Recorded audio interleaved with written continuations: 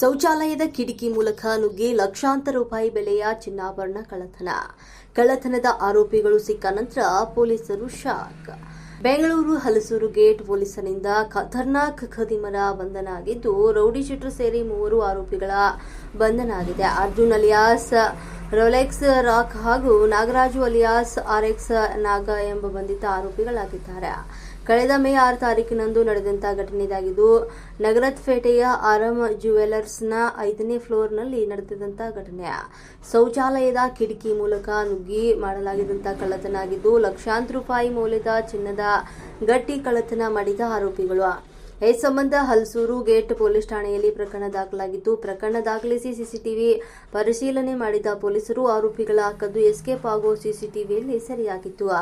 ಈ ವೇಳೆ ನಗರಪೇಟೆಯ ಶೌಚಾಲಯ ಸ್ವಚ್ಛ ಮಾಡುವವರ ಅನುಮಾನ ಹುಟ್ಟಿದ್ದು, ಈ ವೇಳೆ 3ರನ್ನ ವಶಕ್ಕೆ ಪಡೆದು ವಿಚಾರಣೆ ಮಾಡಿದ ಪೊಲೀಸರು.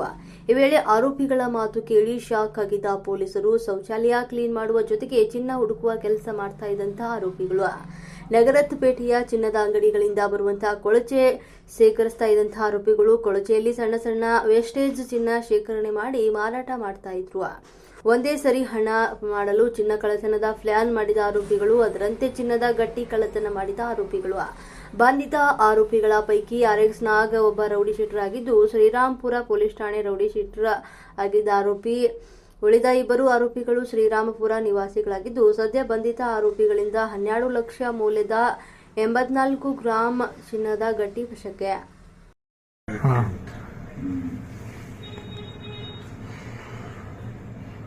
ठीक है, फिलहाल तो एक बार ले ले मुझे ನೋಡಿ ನಾಗಲ್ಲ ಅಂತೀರಿ ನೀವು.